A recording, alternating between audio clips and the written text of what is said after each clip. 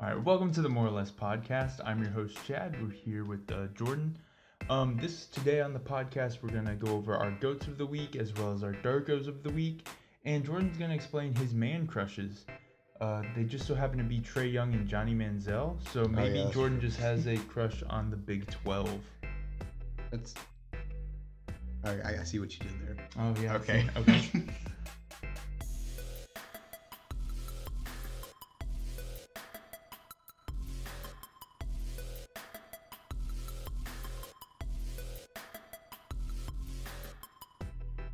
All right, so the first thing that we're going to get into is our goats of the week. I'll go ahead and start because mine is super exciting for those of us that are Gators fans. Oh my gosh. So, with Dan Mullen coming over to the University of Florida. This is a terrible way to start the show. This is a great way to start the show. Okay. But with the Gators hiring the new coach, Dan Mullen, they brought over also new strength and conditioning coach, Nick Savage. Now, Nick Savage posted on Twitter the other day and was said to have said, our guys are going to learn how to be grown men, not only with how they train and prepare for the season, but how they go about their daily lives inside the building and outside of it. Now, for the University of Florida, this is a big deal because also one of his number one rules was a number one rule that I thought was kind of already well known for anybody that goes into a weight room, and that's that you're not supposed to have food in the weight room. But Why? apparently, thanks to, the last strength and conditioning coach, that was allowed. So that explains a lot about Florida's conditioning and their preparation for games for last year. So, Jordan, what I'm secretly trying to tell you and every Georgia fan is be ready. It's coming. I'm glad the season's over and you can finally start talking positively about Florida football. Thanks. Please continue. I'm done with this topic. Okay, my next one is backups Nick Foles and Case Keenum. Now, I'm so excited. this is going to be the battle of the backups. Minnesota plays the Philadelphia Eagles, and we get to see Nick Foles, who is actually the backup for the Philadelphia Eagles, and Case Keenum, who is, I guess, the third string, inadvertently the second string quarterback. Yeah, pretty much. The Jeff Fisher prodigies. Right. Sure. At one point in time, both played under Jeff Fisher at the Rams. Yeah. So I think ultimately they could probably Jeff Fisher that they still have jobs. Yeah. And Or probably not.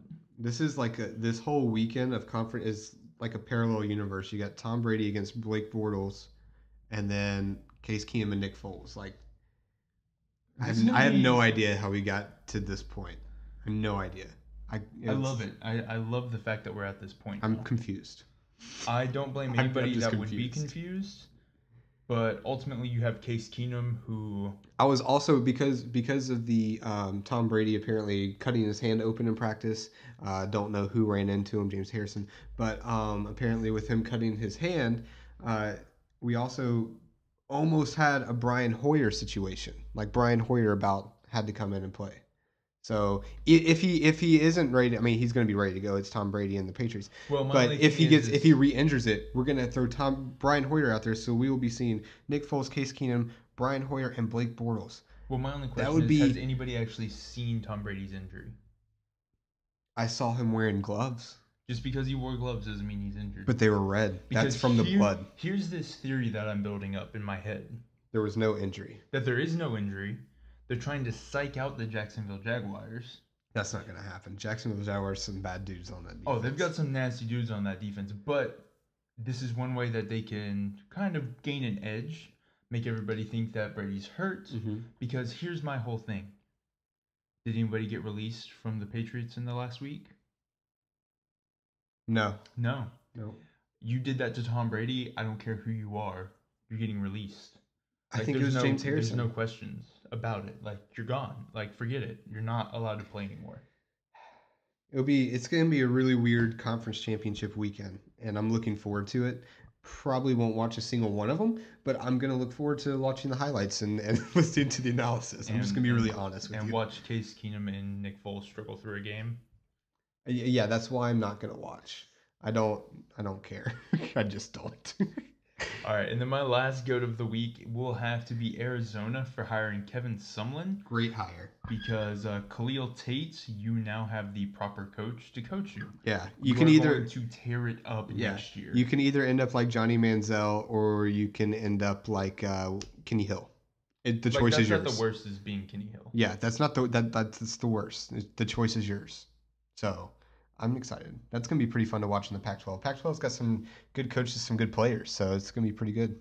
I think it'll be a fun game. I think they'll have this fun season to watch for sure. Yeah. All right, I'm gonna go to my goats. I only have 5 this week, so I tried to dial it down a little bit. That's really great from how many you had last week, like 20. Yeah, I just get really excited throughout the week. Was like your goats. That's normally how the shows go, and that's okay with me if that's okay with you. That's fine with me as long as they make sense. Then I'm gonna got like 2 of them on here that make 0 sense to me. Well, because you don't watch sports, Chad. I do watch sports. No, you don't. Not like I do. What did you do today? I went to the East-West Shrine game. I watched 35 college basketball games. Well, good for you. Yeah, and I got to watch, had the best time in my life. I got to watch JT Barrett struggle to throw balls and watch some dude from Northern Iowa all of a sudden become the breakout player of the draft. We'll talk about that in a minute. All right, so my goats of the week, I got the OK3 from OKC. Russ Westbrook today, he had 23 points, 20 assists against the Cavs. They blew the Cavs out. They put up like 148 on them. Telling you about some bad defense right there. The Cavs have a terrible defense. Well, not only that, apparently that's the most LeBron James has ever been blown out by. Really? Was today. Kevin Love also got hurt in the first quarter. So I mean, I can't. They weren't at full strength, but he went out in the first quarter. Since at one point in time was Kevin Love ever relevant in the Cavs offense or defense? He gives them a nice 20. He gives them a good 20. But anyways, no, I mean OKC has really been clicking lately. Russell Westbrook's playing a lot more efficient. Paul George has been scoring more. Even Carmelo put in a nice 30 points today, 29 points or whatever. But also Paul George came out with his PG2s. He wore them today, debuted them. They were a PlayStation, I guess, colorway of them. Okay. But I mean, the shoe together, it just looked super cool, like super comfortable. That was my one goat. Going to my next goat is actually Enes Kanter, who played for the Thunder last year. Trolling LeBron after the game. I love Enes Kanter. He's constantly trolling LeBron on Twitter. But today he put 148 with the Thunderbolt emoji, and then the crown, and then he put hashtag strive for greatness, which is obviously LeBron's hashtag. So I love Enes Kanter in the way that he talks a bunch of crap, and when he's not even on the team and he's not even playing LeBron. Now I'm going to go to a little bit of college basketball. Purdue played Iowa today. They beat them by, I believe it was like 17 points, something like that. They shot 20 of 33 from three-pointers as a team. Good grief. They shot 60.6% from 3 as a team. That is ridiculous. I mean, that's crazy. And does Purdue even have anybody that's relevant? Oh yeah, they've got some good players. They're number 3 in the current country right now. Like, this is what I talked about, like, you not watching sports. But sorry, I just don't watch crappy college basketball teams. They're number 3 in the country, Chad. That's not crappy. Yeah, but let's be honest. What's going to happen to them by the end of the year? I feel like this is very much like have a the Purdue type of thing to do, though. And yeah, I mean, it's a Purdue thing to do. They get up in the rankings, then they all of a sudden play like Michigan State and like a couple of other decent teams. I think they've got, because they've obviously have perimeter shooting, which they haven't had in the past other than Swanigan last year. They have. I'm sorry, I'm an Orlando Magic fan. I remember at one point in time that Orlando lived by the 3. We're talking about college basketball. Right. You also live by the 3 or die by the 3. Okay. I mean, they're prospering pretty well today. So, anyways, I understand that might not go into tomorrow, but I'm just saying. But they've got a good interior with Haas as well. He's just a big guy, but shooting 20 from 33 for 3, breaking a record like that's crazy. Other game I watched today, Oklahoma State. Awesome game, by the way. Oklahoma State jumped out to a 25-6 lead against Oklahoma, and then Oklahoma and Trae Young came all the way back. He scored a lot of points. He had 48 points. Can you repeat that name again? Trae Young. Is that your man crush now? We're going to talk about that later. Okay. But spoiler alert, yes. No, I mean, it was a fantastic game, but I'm going to give props to the Oklahoma State I almost said, yeah, it is OK State. Oklahoma State student section. They apparently Trae Young has a deathly fear of birds. I can't remember what the what it was, but like their entire student section were like holding up like pictures of birds, like signs of birds. There's a dude that had like bird wings that were like on his hat, and like everybody's like wearing like T-shirts that have birds on it, and like they all have these crazy. It was cool. I mean, also other than that, I mean, obviously it was a great game. The crowd was incredibly loud. It was awesome, but. No, with them coming up with the whole bird thing and just harassing him like that. Apparently, there were signs all throughout the campus today, like when you're walking into the arena. So like he had to see it as he's walking into the arena, like all these bird things. Yeah, no, see, I see you looking up on social media. Yeah, it was fantastic. I know this is like bad podcasting radio. Yeah, but oh my gosh, it looks like they just all printed out a bunch of pictures of birds and then held them up while he shot. Yeah. That is great. Yeah, oh it was my awesome. Gosh, that's so funny. Fantastic, and he still put up 48. Yeah, I guess it's because his fear. Yeah, it was because his fear. Like he had the adrenaline kicked in. He had the flight or fight method. Yeah, and he just chose to fight instead of flight. Yeah. All right, so my last GOAT is my other, I guess, man crush is what I guess it is. Yes, it is your other man crush. Johnny Money Manziel. He's back.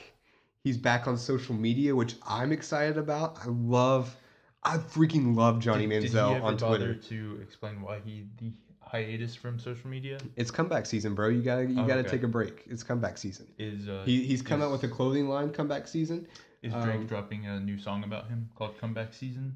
No, but I hope so. He dropped Scary Hours EP, but there was no mention. This is just to lead up to the Comeback Season EP. Yeah. Or maybe it's Comeback Season, the album. Or the playlist for life. Oh my gosh. Yeah. No, but Johnny Manziel, he's back. He put out like a little clothing line and everything. He's been working. Apparently, I mean, still the Hamilton Tiger Cats and the CFL have his rights. So we're looking at the return of Money Manziel. He is about to light the CFL on fire. I'm hoping and praying that he gets another contract in the NFL because I still have a running bet going with someone in my family that whenever he retires from football, I'm going to owe a lot of money if he doesn't win an MVP in the NFL. So I need him back in the NFL or I lose all money.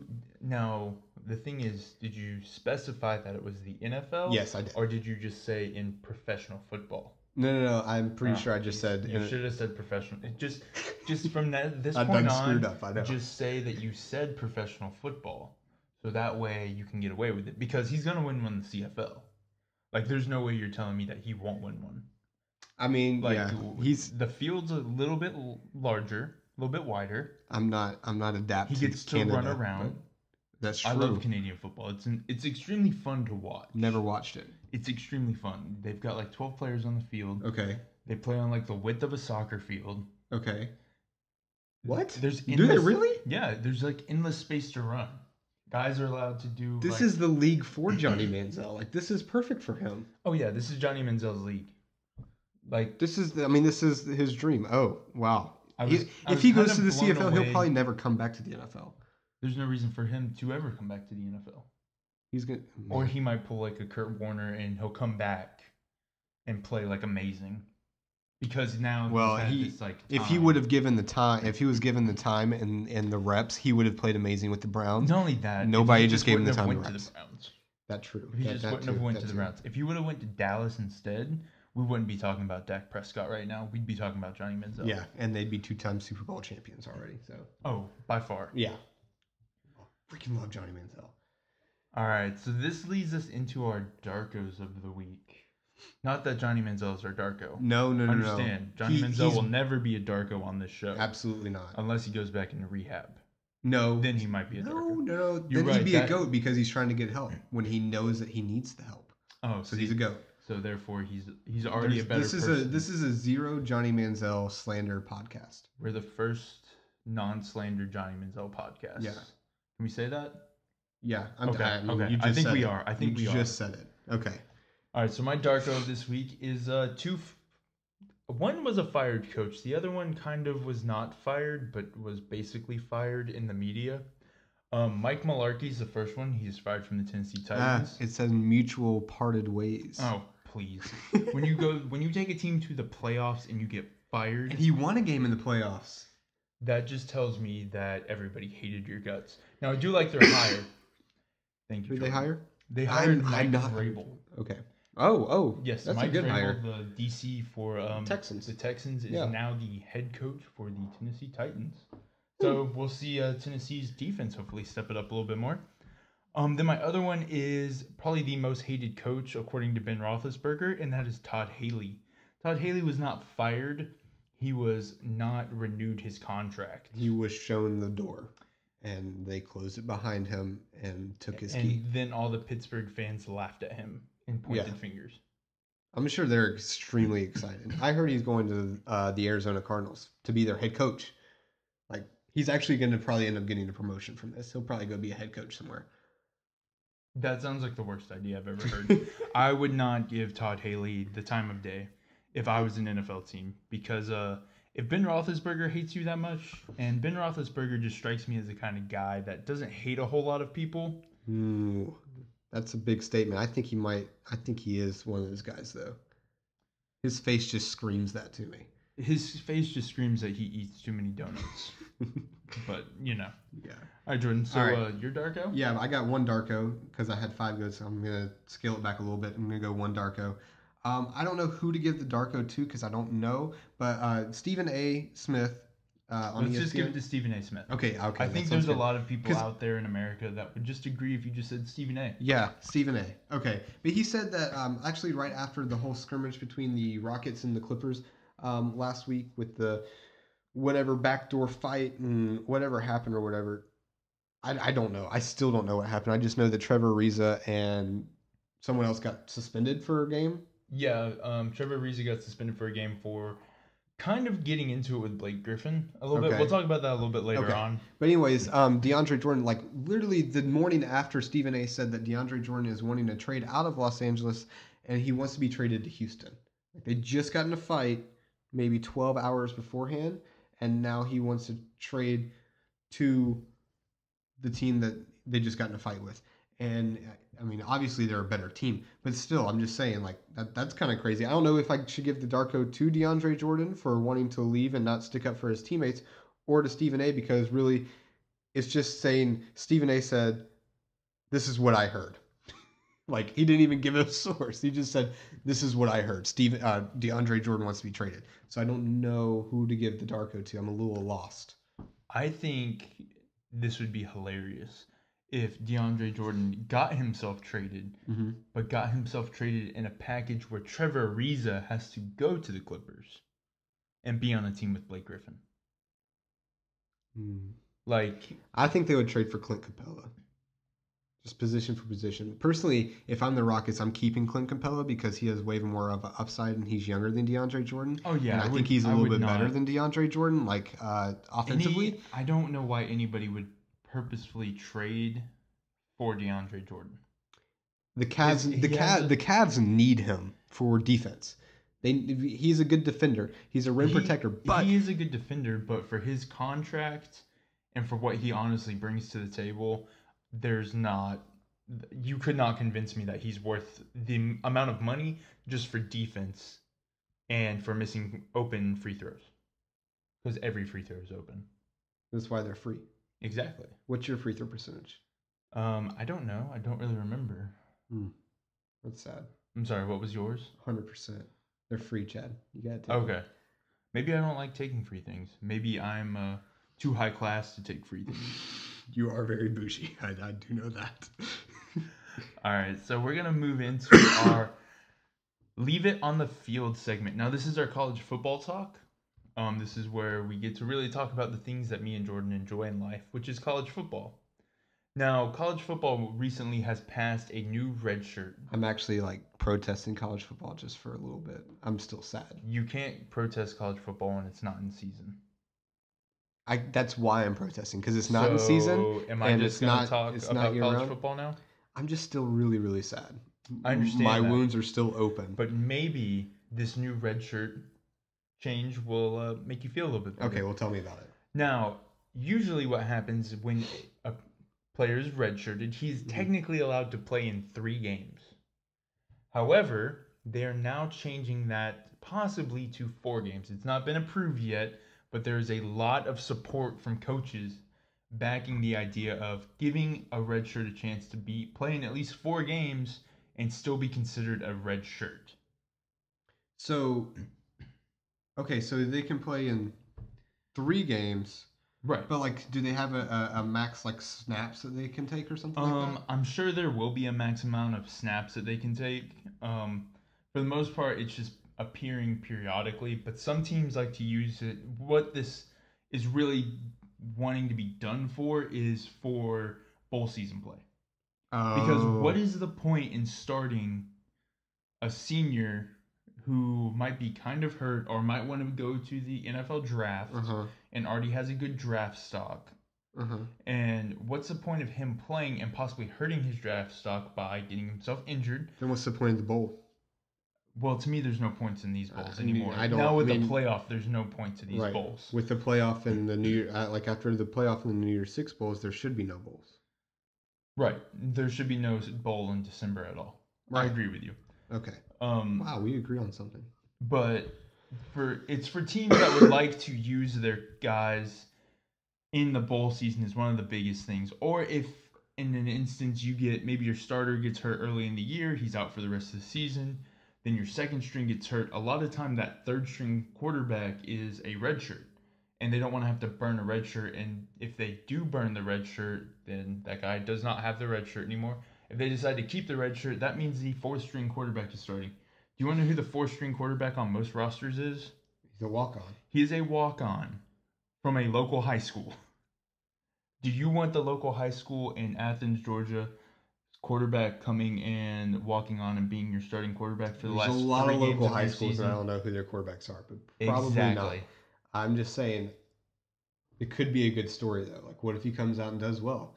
Local product, this would be the headline. Local product brings bowl victory to hometown university. That's a big storyline. That's also a very long storyline. That's what I mean, yes. So that's a new red shirt change that they're looking to make.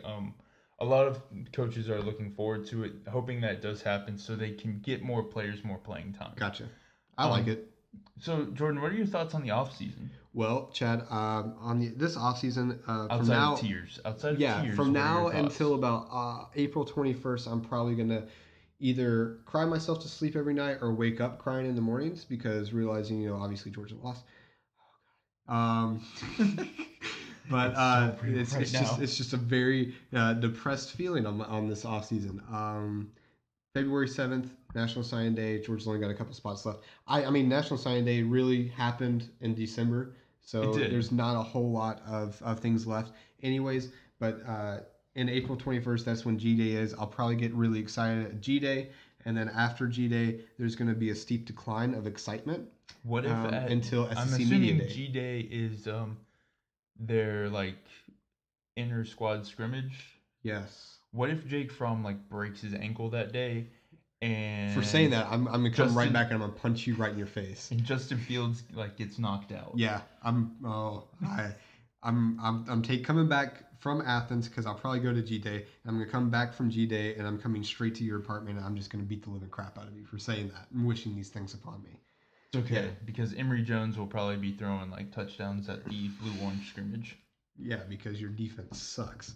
Our defense does not suck. It's our offense that sucks. All right. What is your thoughts on the offseason, Chad? My thoughts on the offseason is that optimism because you hit rock bottom last year. Yeah, pretty much. Okay. I mean, hey, the only way you can go is up. That's true. So, I mean, you're right, but you also could go down by losing 4 more games than you did. That would be virtually impossible. A 0-12 season is possible. Ask UCF. Literally, you could come back and win the participation trophy. Literally, it would break my heart to say this, but people would have to die. It doesn't break your heart to say that. No, half the team would have to go down in a fiery plane accident for us to go 0-12. Okay, we don't need to bring up Marshall football, Chad. Jeez. Is it still too soon? Yes. Okay. I just watched that movie last week too. But to me, the thoughts on offseason is this early signing day, in my opinion, has ruined National Signing Day. National Signing Day was that day that I just got a rush of energy every single day. Like, to me, like for you, it's like you want to take off the day when college basketball starts and like sit there and watch all day. Yes. Well, National Signing Day is like the day that I want to take off of work and watch it all day.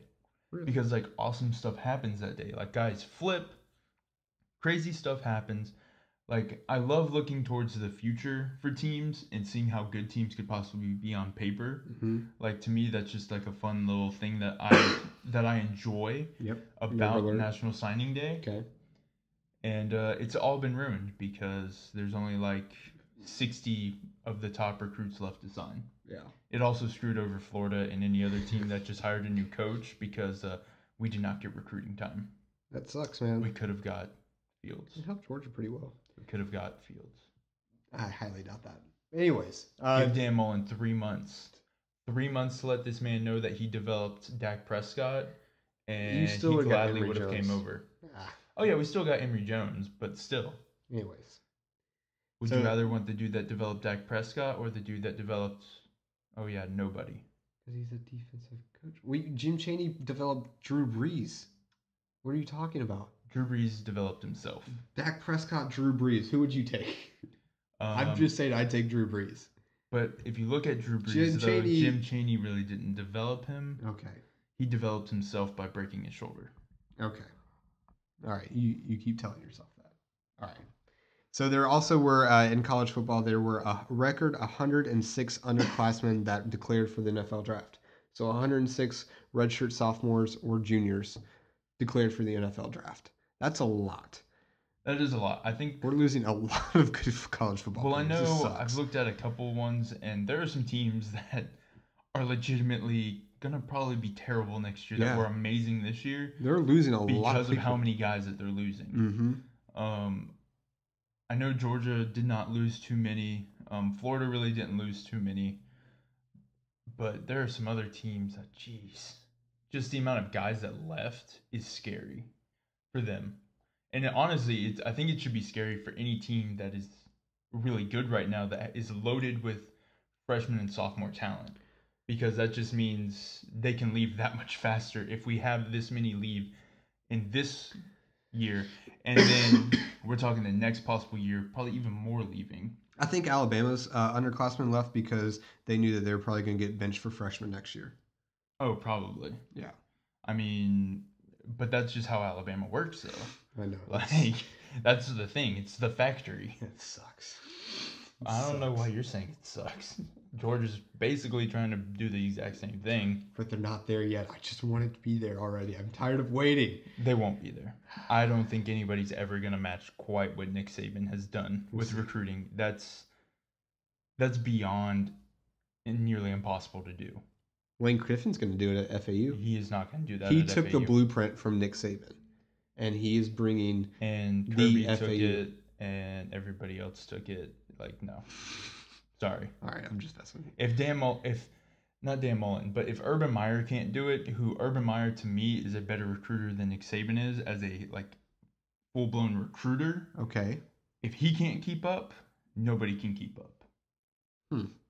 How's he a better? Okay, anyways. All right, let's go to Jack and It from Half Court, where it is our basketball talk. We've got a lot of basketball to talk about.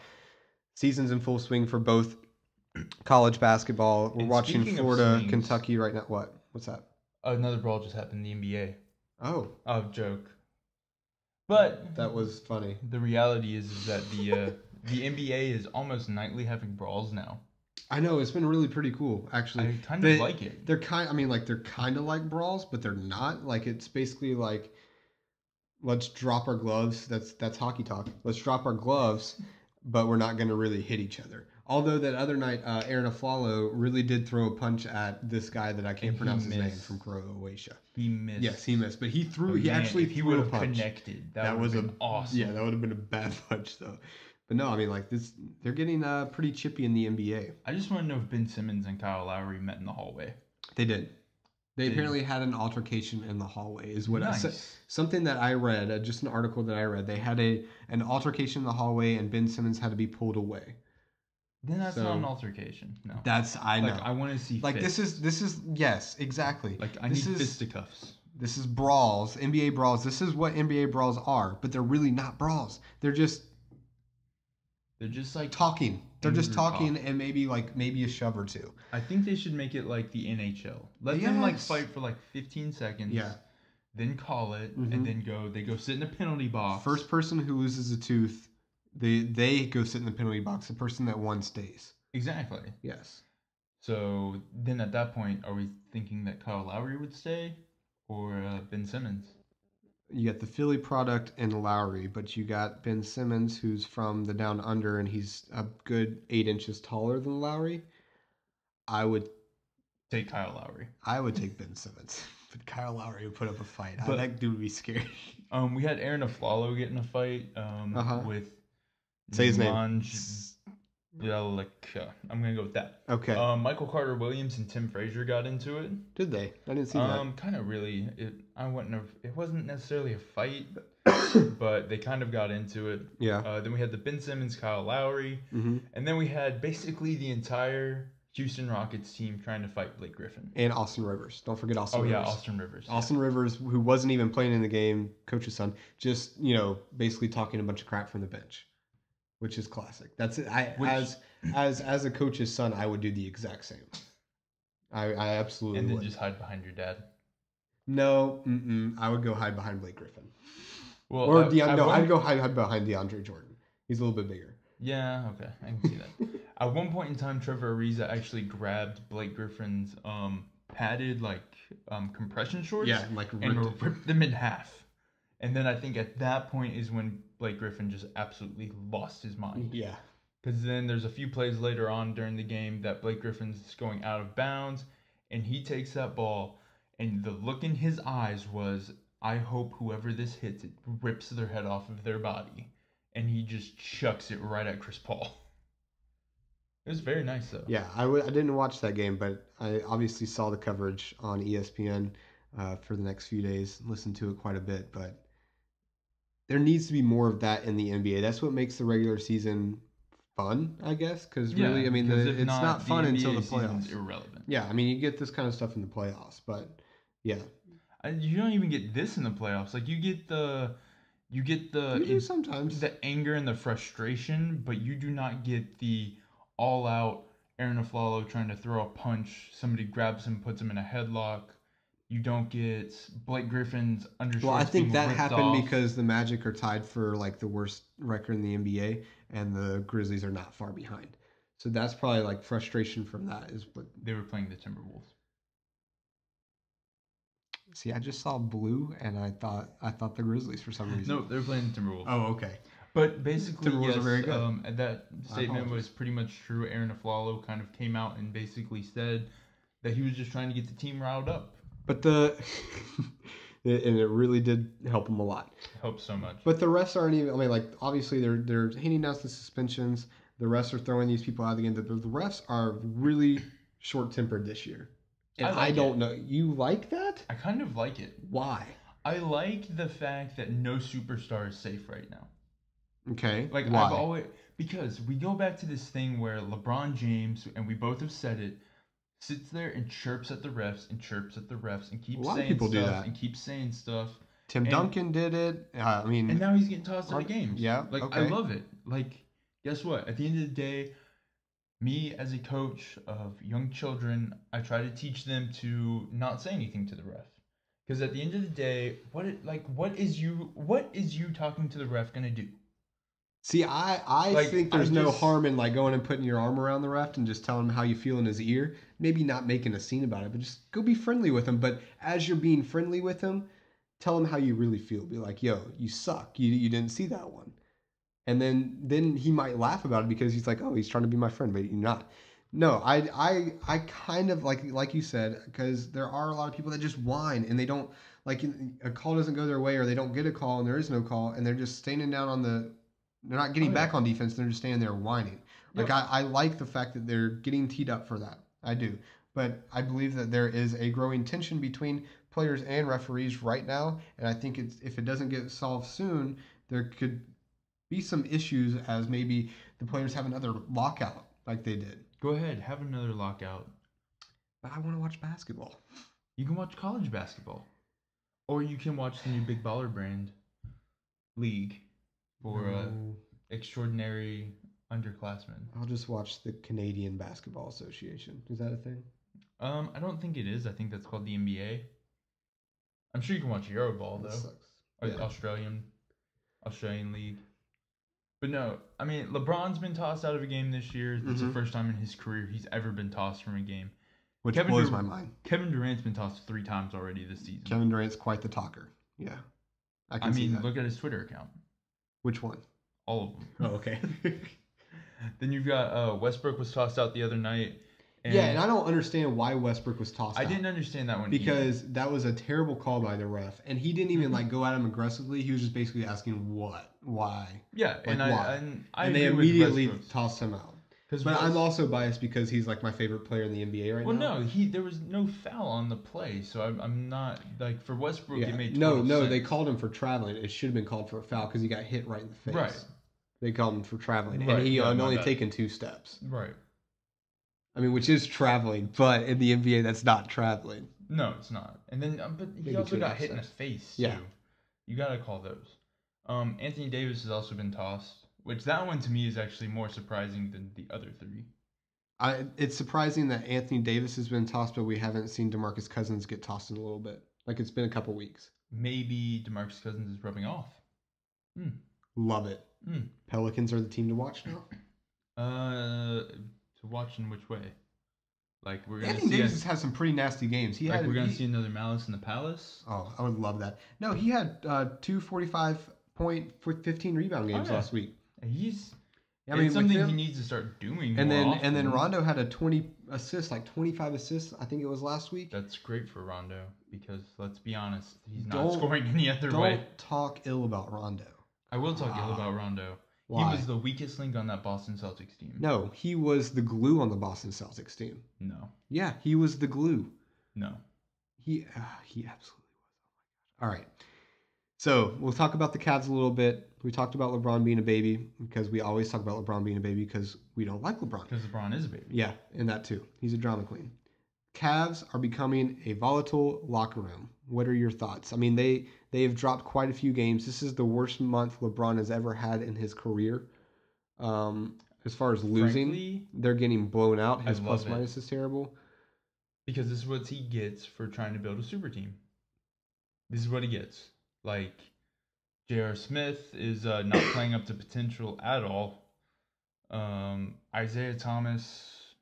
Okay, no, just list these players. Isaiah Thomas, Derrick Rose, J.R. Smith, LeBron, kind of Kevin Love, Kyle Korver, Tristan Thompson. What are they lacking? They're not lacking scoring. And Dwayne Wade. Whoa. They're not lacking scoring. They're lacking. I do too. They're lacking defense, and that's what's killing them.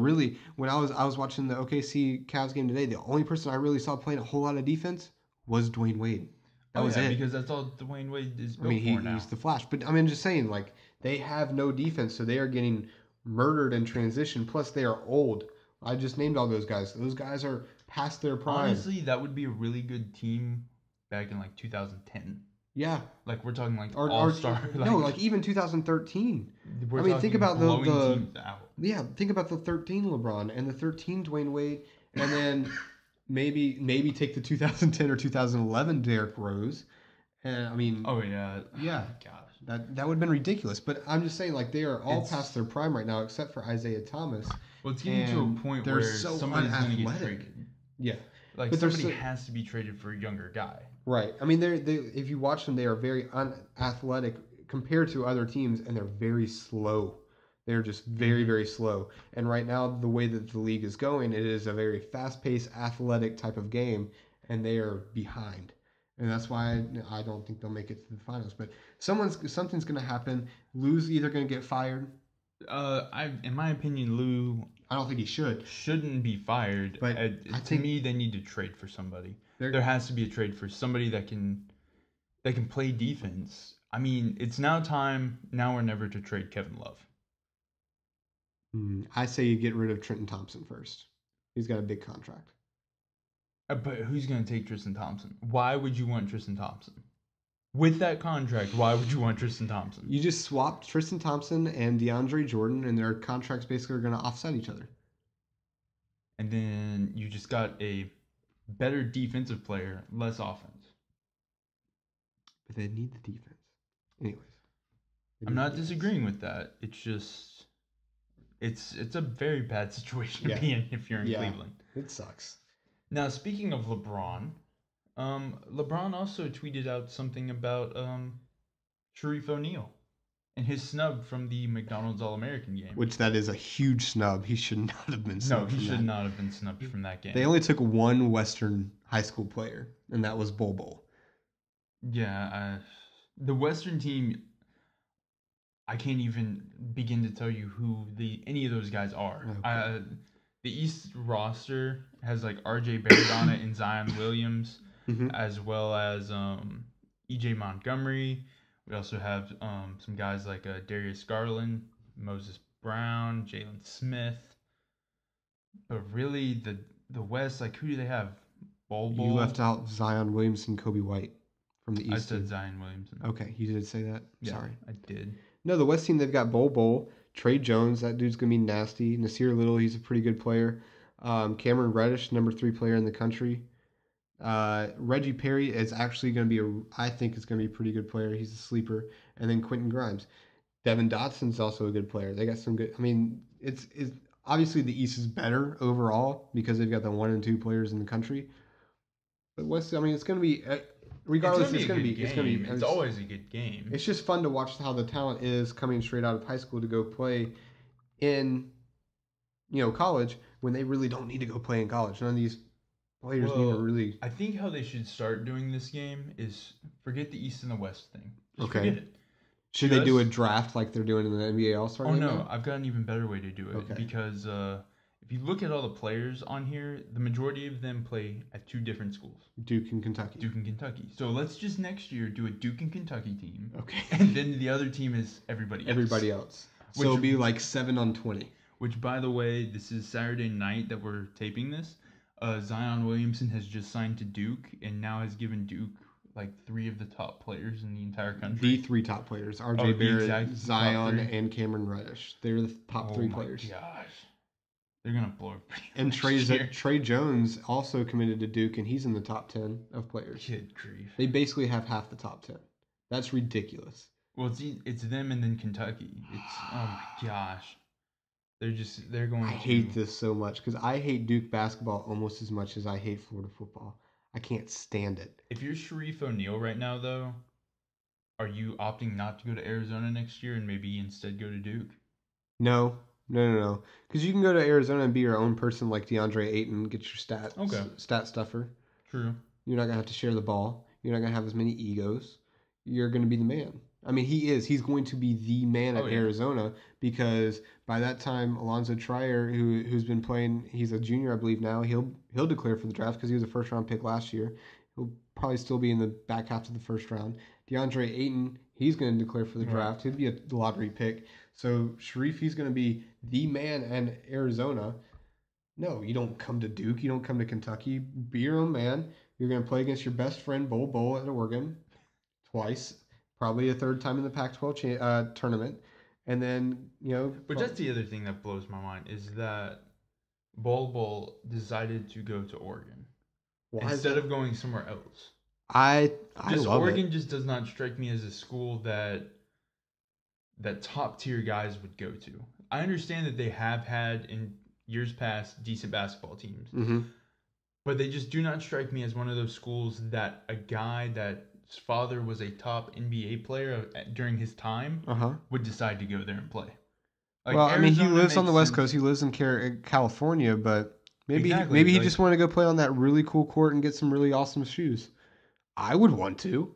I would want to too. Like, those shoes are crazy. At the end of the day, if I was ever offered like top tier scholarships to play anywhere, I was thinking like Oregon would be like my number 1 place to go. Just because of the swag. Other than swag's not a term. Swag's not a term anymore. Swag's not a term white people use? No. Oh. Chad. Darn. Oh my gosh. Okay. All right. So today is basically Super Saturday. They had the first Saturday of college game day for college basketball today. We had quite a few games. Right now we're watching Florida and Kentucky battle it, and Florida's up by 1. Shut up. They've been up this whole game. Okay, so there were 3 top 10 teams that lost today. That's a lot. 3. Texas Tech lost. They got blown out by 18 to Iowa State. Nice. Yeah, that sucks. That's one of those teams I like would definitely want to be blown out by. No. We talked about Oklahoma losing in overtime to Oklahoma State, which was a great game. Trae Young had 48 points, still came up short. He only had 14 first half points. Good grief. Yeah.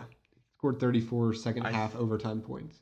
This kid is becoming to the point where we're talking like Steph Curry times 10. Now, he did have a really bad game on Wednesday against Kansas State. Finished with 21 points or 22 points, I believe. But that's the thing, he had 12 turnovers. If you're telling me that bad game is deemed still having 21 points, but he had 12. The bad turnovers, game, he had 12 turnovers. But if you're still telling me not good. 20 plus points is considered to be a bad game, that's ridiculous. Yeah. They lost by 18. Especially for college basketball standards. Yeah. Because I would consider most guys a bad game would be anything under 15. Mm-hmm. But the fact that this dude is having 20 plus points and we're still deeming that his worst game of the year, I don't even know what to say at this point. If he does not make a humongous splash when he gets to the NBA, I'm going to be extremely disappointed. That's another thing. Trae Young is the best college player, even when he has a bad game. We talked about him having the 21 points and everything. That's a bad game for him. He's still the best college basketball player. He's still the biggest threat in college basketball when he has a sucky game. That's crazy to me. The third top 10 team that lost, Wichita State. They lost by 14 on the road to Houston, who they beat 2 weeks ago. And Houston, I believe his name was Gary Webb or something like that, had 24 points.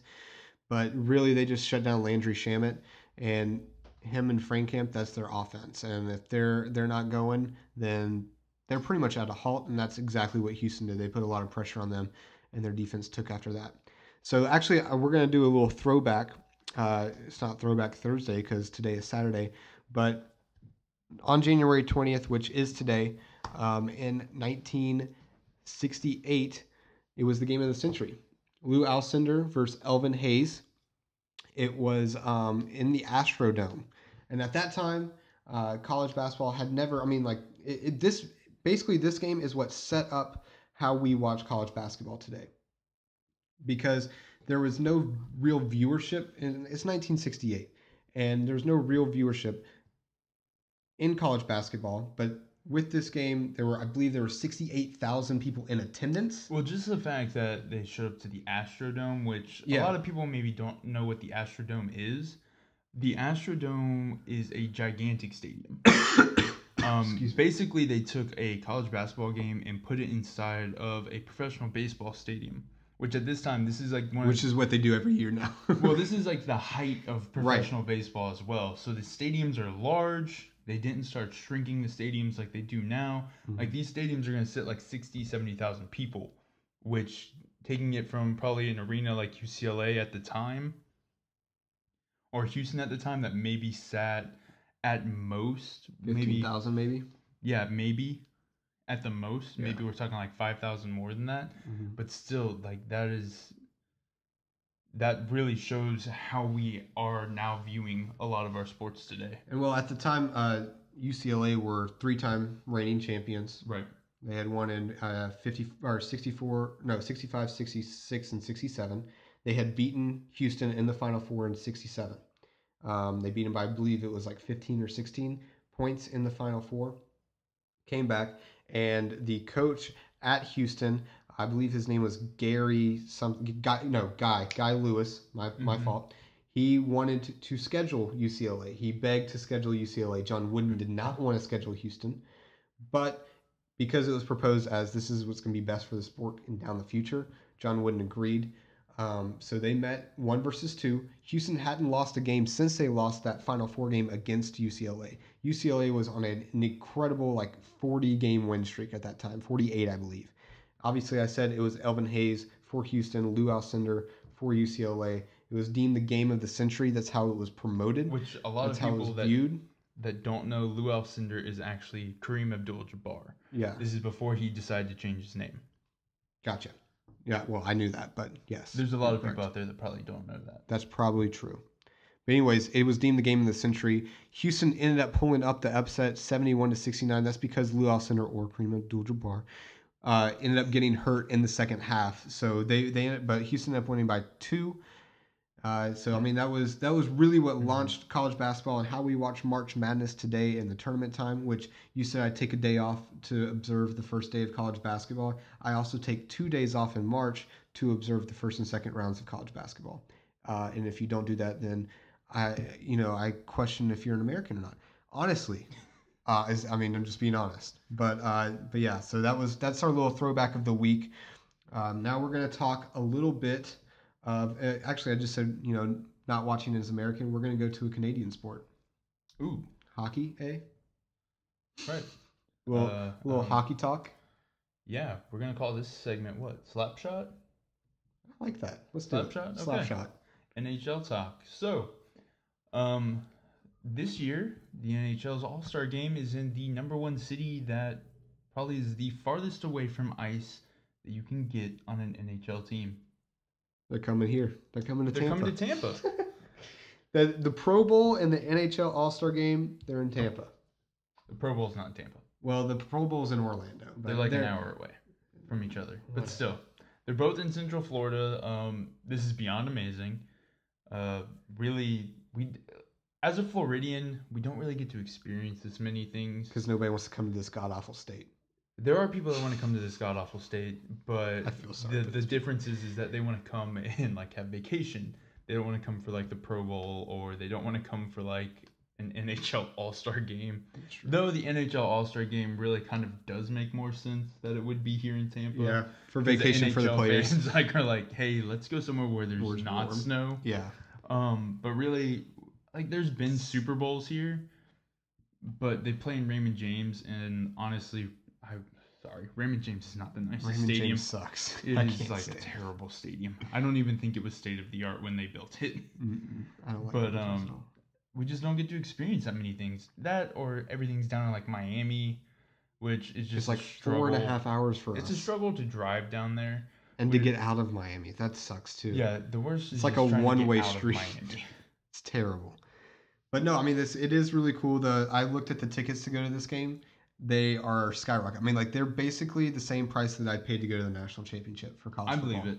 That's ridiculous. Because this is like because there's so many snowbirds that live down here that are hockey fans that are from Boston and Detroit. So and I was looking. Detroit. We've also like people from Buffalo too. It's ridiculous. They have the team split up into 4 because there's 4 divisions in the NHL. Right. So they have for the All-Star game, they have it split up into 4, and basically they're just going to have different shifts. So it's basically there's 4 All-Star teams. There's not even 2. That's awesome. It's weird. I don't know. It was weird. Well, I also like the NHL does the 3-on-3. Mm-hmm. I really enjoy that. I wish that's something more like the NBA All-Star teams or All-Star games would get into, like 3-on-3 play. Like imagine if you had like LeBron and like 2 other players like Kyrie. I'm trying to imagine the stream without LeBron in it. Oh gosh. Okay. So maybe like Anthony Davis and Steph Curry, and then let's put Trae Young or Damian Lillard out there. What about Johnny Manziel?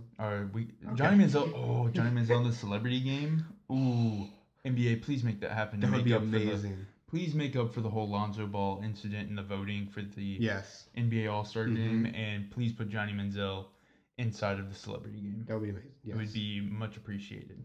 But anyways, back to NHL.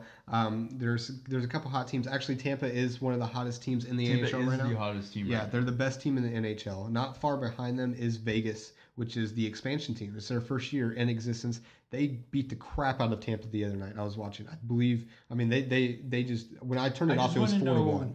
It was bad. I want to know how an expansion team is. They have a good team. I can't name many guys on there because like Russia's names confuse my brain.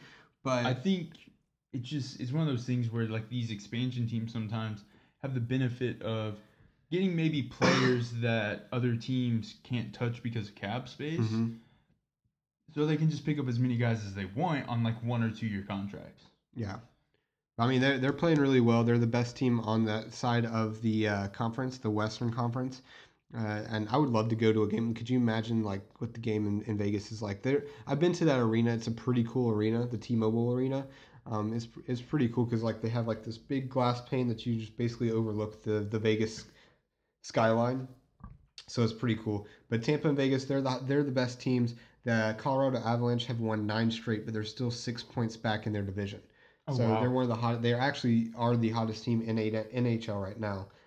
Scoring leaders right now. Kucherov for Tampa Bay Lightning, he has 61 points. Alex Ovechkin for the Washington Capitals has 28 goals. Kucherov has the 27 goals. He's in second.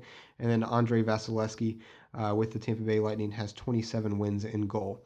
So that's kind of our hockey talk. That's pretty much the extent of it. We don't get very deep. That's the extent of our hockey knowledge. Yeah. I mean, I know a little bit about it, but I can really only talk to you about the Tampa Bay Lightning. If Ovechkin or Sidney Crosby. If you want to talk about anything other than that, I need Google. It's understandable. Yeah, and there's Especially a lot of names from a warm state. Yeah, and just kind of warm. You have to admit they are. Kind of hard to play hockey on a mountain. Yeah, and that's why they lost the Thrashers. Rip the Thrashers. Rip. All right, Jordan, would you like to introduce our new segment? All right. So we are also notorious because we just mentioned Lonzo Ball. It's not that we don't like the Ball brothers. I just don't like their antics. I mean, I don't like LeVar's antics. I don't like the publicity that subpar players are getting for this. I just don't like the fact that they're becoming the Kardashians.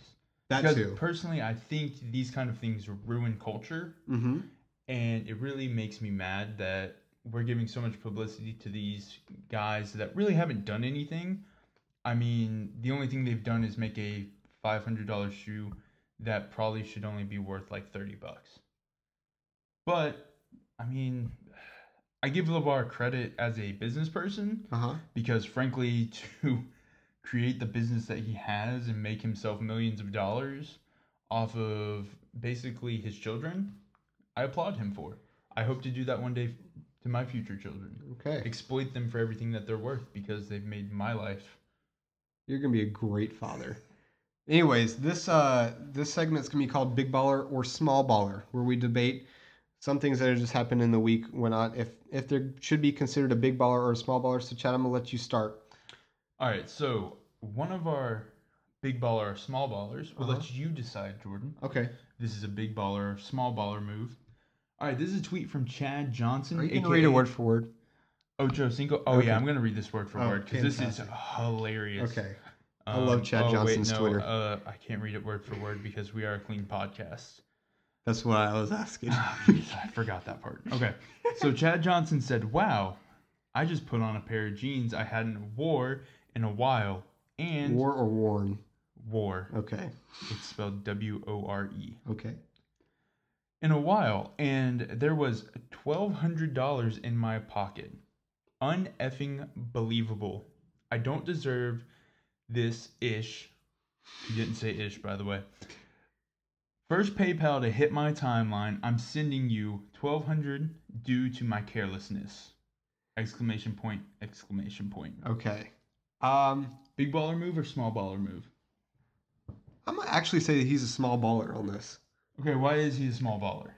Because, bro, I mean, this dude's rich, obviously. He played so long in the NFL.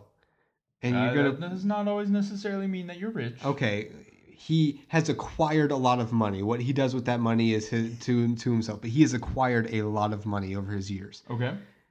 And if you're going to go put on a pair of pants, pulling out $1.2 million, that's a big baller. But only $1,200, Chad Johnson's struggling right now. Financially. I think he's struggling. If he's only finding $1,200 in his pair of pants. Okay. Big baller move to give it to somebody that he doesn't know, though. So it's kind of like a contrast there. Okay. I'll read the next one to you and let you determine, okay?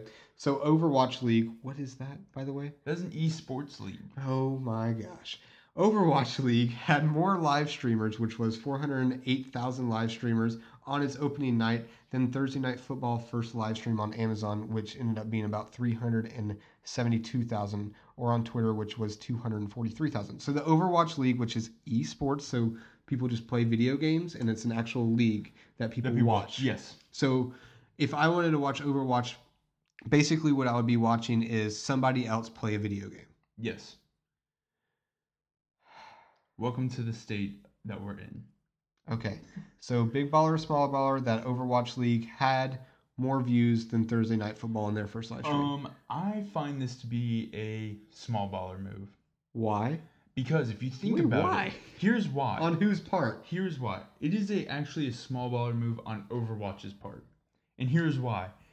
Now, the NFL should have had more views. I'm not going to lie about that. Mm-hmm. That they also are on the small baller move. And in comparison, they're a smaller baller than Overwatch is. But Overwatch, if you really think about it, is catered towards these gamers. Well, guess what? You got all of your clicks from like Twitter and something called Twitch. No idea. Twitch is like where you can go on and watch video game play from people. Mm-hmm. It's basically like YouTube for watching people play video games. It's really weird. I should probably ask my brother because that's pretty much what he does all night long. Yeah, your brother probably does do that. But I haven't heard him say Twitch, but I know he's always on YouTube watching other people play. Here's my thing to this. It's very weird. So Overwatch basically just used the streaming site that everybody already watches to gain all these viewers. Still very impressive that they beat out Thursday Night Football, but I still find it to be a small baller move because you honestly just went on the platform that you kind of already gone on. Okay. I mean, a lot of what you just said went over my small head, but it's not small head, small brain. A lot of what you just said just went over my head. You know what? I think we need to get like a Twitch professional on here to explain esports to us, and so that we can cry deeply that the end of like actual human beings playing sports is almost over. I would be ashamed to tell you that I knew somebody that like was an avid Twitch. Do they call them Twitchers? I don't know anybody. I have no idea. I think I know somebody. I'm not going to seek anybody out. I think I know somebody that we could call. I'm very nervous. Okay. All right. Our last big baller or small baller, his name is Kevin Glenn. Have you heard of Kevin Glenn before? I've never heard of Kevin Glenn before. Well, Kevin Glenn. I'm going to go with that. He's a big baller. Oh, he's a big baller. Okay. Yeah. That's all you need to say. Kevin Glenn, big baller. He plays in the CFL. Big baller. Yeah, we've talked about the CFL a lot today. That's the Canadian Football League for those that don't know. Yep, in the north of the border. But Kevin Glenn, he is 38, and he just got signed to the Edmonton Eskimos. First off, very nice. Really cool name. But Edmonton Eskimos, why is this such a big baller move? Because now he has been signed to all 9 rosters in the CFL. He is a big baller, for sure. There's only 9 teams in the CFL, and he's played for them all. Now, he never suited up for the Argos or the Red Blacks. Don't know who they are, but the Argos is Toronto. Okay. And the Red Blacks, I believe, are like Manitoba.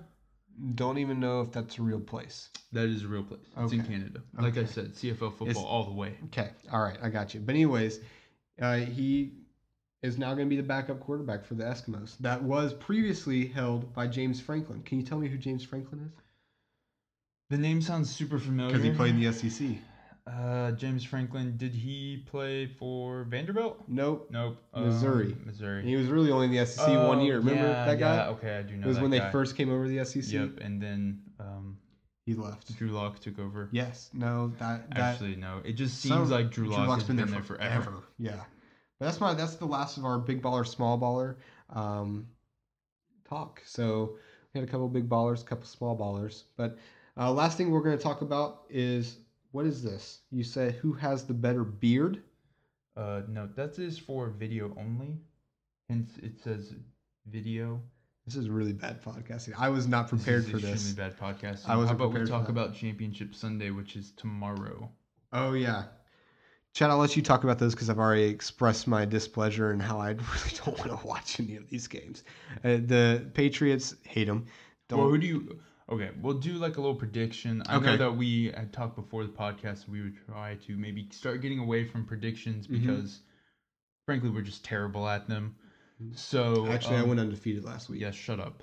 Shut up. It's just. Oh, so you wanted to go out on top? Yeah. This is why you brought up this conversation. Exactly. You wanted to go out on top. Pretty much, we're getting rid of the prediction portion of our podcast because Because Chad, we know how to produce content because now. Chad, I don't want to make Chad feel inferior because I'm smarter than he is. I don't want to make him to you feel how that. eSports work, and you are lost. But this podcast is about real sports, like I'm talking real about sports. the future of sports.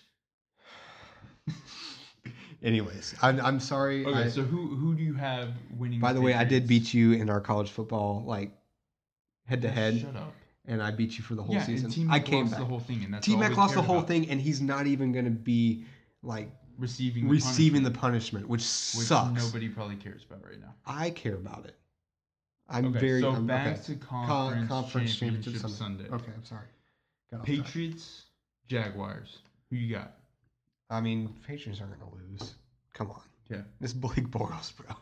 I'm going to go with my pick again that I went with last week. Okay. I'm going to go Jaguars. Just because I think their defense is that good. I'm sorry.